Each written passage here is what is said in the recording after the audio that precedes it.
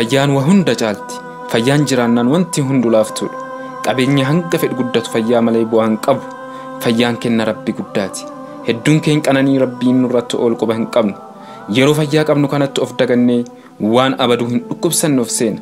Kanaaf ergamaan rahmataa sallallahu alaihi wasallam dhukkubsataa gaafadhaa jedhan. Namni dhukkubsataa gaafate fayyaa ofii ofirratti beekee Rabbii isaatiif galata galcha. Nutis malee har'a waa'ee fayyaa haasawaa hin jirru.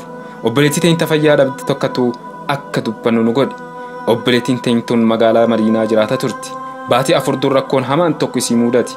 Mana isiin keessa jiraattutti elektirikiin kontaaktu godhee ibiddi qabate. Ibiddi kunis qaama isiitti qabatee balaan guddaan isii mudate. Mi'aan dubbii isinitti hin dheeressuu gama obboleettii teenyaa isin haa dabarsu. Obboleettiin teenya tun Zaalikaa Shifaa jedhamti. Rakkoo isii mudate hunda mee isimarraa haa dhageeffannu. Alhamdulillah Rabbil Aalamiin. Waan Rabbiin na dabarse tokko inuma na dandeessisa. Alhamdulillah Rabbil Aalamiin ala kulli haal. Isuma ammaattuu baricha hedduu na dhukkubee jira. Balaan ibiddaa kun Madiinatti kan na qaqqabuun isaan jedha. Kan na qaqqabee jedhe si jalaa ba'uus hin dandeenye. Uffanni kun hakkaan irratti baqee jechuudha. Balaan ibiddaa kun kaharbaadha. Kaharbaatu intina kontaattii faxxaree jechuudha. Kan fanadda'e matuma isaatti qoxaariidhumatu fanadda'e. Barri farshaatu jala jira. Farshaa kana ibidda kana ammas jalaan qabatee jechuudha. Akka kanatti uffata hirribaatiin hin jira. Uffata hirribaa kana uffanni kun dheeraadha. Kootiin isaa irra keessaas dheeraadha. Uffanni jalaa kunis dheeraadha. Ibidda kana farshaan kun lafaa ol ba'a subhanallah. Inni kaani kootii isaa kana qamisii kana jala irratti na qabatee jechuudha. Uffanni kun haphiidha. Anumatti marate jechuudha. Akkuma laastikiitti natti qabatee naanuma irratti baqe akkuma laastikii eenyuun hin jiru. Akkuma kanatti bismii kan koo irratti na baqee. Keessatti immoo harka koo mirgaa kanaaf miila kan koo bitaa kanatti bareechee haalaan natti baqee dhiigni kan kootis na keessaa dhumee jechuudha. Alhamdulillah takkatuu siisaafis fidaniiti mana yaalaatiin takkatuu na qaqqabanii jedhani malee alhamdulillah Rabbil Aalamiin. Ji'a 4 jechuudha. Ji'a 4 achitti yaalamee ba'e. Ji'a 4 kana keessaa guyyaa 15 naannoodhuma guyyaa 20 ga'uu ka jechuudhaan addunyaarra jiraadhee akhiraa jiraadhee koo nafsii koo tasallee of hin beeku. Alhamdulillah Rabbil Aalamiin gooftaadhuma immoo sana keessaa immoo na hambisee jedhe Rabbii kan kollee ammallee shukrii na ga'u. Waan afiisaa fi miti ikmaadhumaa fi ikmuma koo imiidhaaf Rabbiin addunyaa irratti na hambise malee jechuudha. Sana keessaa ba'ee afuudhuma kootiyyuu alhamdulillah Rabbil Aalamiin baay'ee na dinqisiisa. Hamma immoo ergan ba'ee jedhe Madiinaa immoo gara Makkaatti immoo as dhufee erga mana haakimii sana naa yaalanii utuu madaan kan kootis hin qooriin ofii kan kootii iqaamaa qabaadhee madaa kan koo kun naafa qooruu nan dhukkubsadhaa jedhee ittiin takaraakkaruudhaaf hin danda'u. Maduma kan koo sanan fudhadhee ba'e jechuudha. Duraanis maal keessa jirtaa? Maal keessaa baatee hanga nafsiin kan kee deebi'e sanuma yaadadhuuti malee jedhan jarri isaa addaanatti daneessaniituma jennaaniin achumaan ba'ee kanan dhufee jedhe kan immoo hadda erga Madiinaa ka'e Madiinaa Makkaan dhufee jedhe hadda ji'a 4 jechuudha. Gizeen inni dhufee jedhu hamma ji'a tokko maalittiin ciisee ka'ee gizeen baay'ee na dhukkubaa dhufe. Na dhukkubaa gizee dhufu jechuudha. Amma mana mustashfaan deeme mana haakimii gilli gizeenan gillii dhaqu sakaan dhaquutti hiqaamaa hin qabu. Gizeenin deemee jedhu na ilaalanii miilli kan kee kunis opereeshiniidha. Harki kan kee kunis ammallee hin fayyine opereeshinii taata. Gogaan kan kee inni waan irratti fufurdaa wayiitu jira sun irraa ka'ee lafaa kaasee yaalamuu qaba maarreedhaan jedhanii akka kanatti riyaala 25 yaalamtanaan jedhanii jennaana ni gaaki riyaala 25 miti hadha 5 yoo firraa hin qabu. Wantani hojjetadhe si alhamdulillah Rabbil Aalamiin ibiddumatu narraa nyaate ani gaa hin qabu jedhee tan sanaan boodachumaan namatti gaalana namaanis na gargaara. jechuutti kaa'ee hadha madaa kanaan yawwana ga'uun kan koo hadha ahliisa of keessaa namaa na duuka takattalee akkana sii wayyaa umarata irratti sii baafnee sii himna naan jedhu kunumti hin qabu jechuudha kanarratti yawwana ga'ee.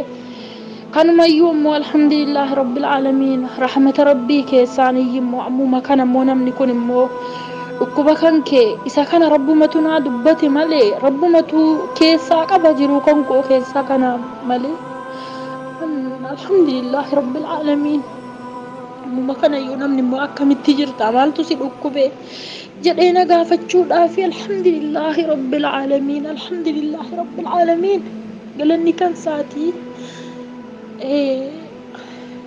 isa ammayyuu immoo gaa deebisee immoo ammas mana mustashfaa sanatti deebi'uufis birriin kan kootis amma tokko namni sinuma naa buusaa birriin koo immoo dhaqee sanas immoo naa qaqqabuus immoo hin dide mana mustashfaa tokko dhaqee jechuufis hiqaamaa ofirkaa hin qabu hamman sana jechuun lagizeedhumaaf mastaagashaadhuma waan naa ta'u jechuudha ofirkaa iqaamaa Afrikaa hin qabu gizeenan gillii as keessaa immoo makkaan keessa gillii gizeenan naqu gillii nuti hin dandeenyu mustashfaa akkanaa dhaqe mustashfaa shiishaa dhaqe mustashfaa jabalan nuur mustashfaa nuuriin dhaqe waan akka kanaa jedhanii na ajajuu haala sanaan boodachumaan hin dadhabee dhiise biyya kootti immoo deebi'ee nan gala jechuu fi hadhas immoo waa tokko Afrikaa hin qabu amma rabbiin naa kenne olumatti yoo rabbiin nama saanaa rahmachiisee jedhe biyya kootti hin galees immoo nan akka madha jechuufis akkitti galan yoo Afrikaa qabaatanii akkitti dhaqanii immoo yaallatanii jedhan immoo yoo Afrikaa qabaatan ammas mana mustashfaadhuma dhaqama jechuudhumatti ni gaammallee alhamdulillahi akkuma kanatti hin jira isuma ammaayyuu immoo bareechee na dhukkubaa irrafuu hin ka'uu hin taa'uu na nyaachisuu akka namaa irriba tokko rafeellee aara hin galfadhu jechuudha ruhiin kan koos istirahaadhaan na rafee yoo fedhee jedhee ruhiin kootis aara na galfatee siin jedhu namacheessa jechuudha akka haala nama sakkaree wa'ii na taasisa malee akkana jedhee himachuudhaaf isa anaaf rabbicha isa naa wajjiniin waanan itti jiru argaa jiru isa malee wanti beeku hin jiru haasaallee obboleessa isinitti dheeressee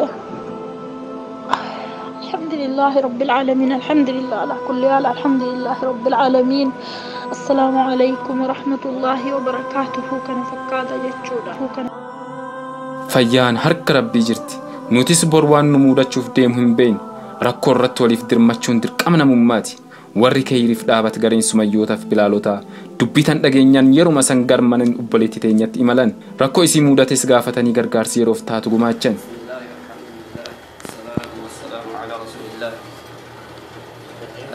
السلام عليكم ورحمة الله وبركاته.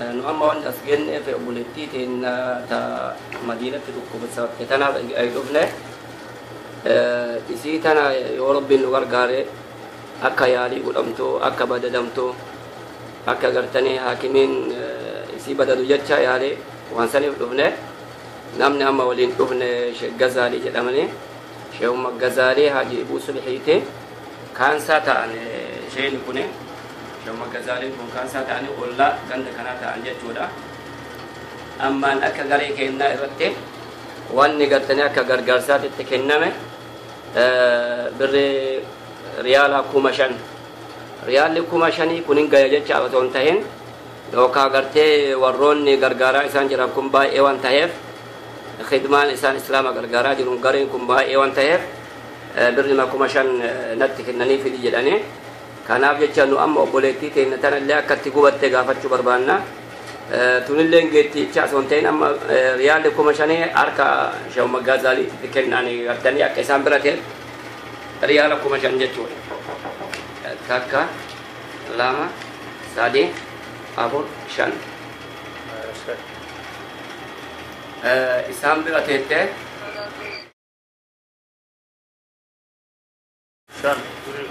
ريال كوني ريال كوماشاني كونين جيتي باسون تهين أما بوليتي تهين اللي أقسين أرجع تجافنه أشرا اللي تي بوليا كنا كدرا اللي ورمسكة دلقة نور راحته اتدبله أكو بوليتين تهين دنيا لي فرتين إن شاء الله نبادة دمته فيا كان أرجعتو يا ربي نقدر كي أدا جرا garee sumayyootaaf bilaalota warra kidmaa diinitiif dhaabbate rabbiin dalagaa keeydi kan isinirraa haa jaalatu jennu rabbiin bakka irraa baaftanitti dachaa dachaan isiniif haa deebisu lammiif dirmachuun dalagaa laaftu miti dalaganii maallaqa walitti qabatanii duroomuun qofti milkii miti milkiin rahmata namaaf godhu keessa jirti nam namaaf rahmata godhettuu rabbii isaa irraa rahmata argata sumayyootaaf bilaalotaan rabbiin qananii isaatiin isinitti haa arjoomu jenna waan jajjabaate hunda isiniif haa laaffisu obboleettii teenyatanas rabbiin isii haa fayyisuu jenna namni obboleettii teenyatan dubbisuu fi dhuunfaan deeggarsa godhuu fi barbaaddan lakkoofsi bilbilaa 966 531 453 172 irratti bilbiluu fi ni dandeessu rabbiin obboleettii teenyatan nuuf haa fayyisu.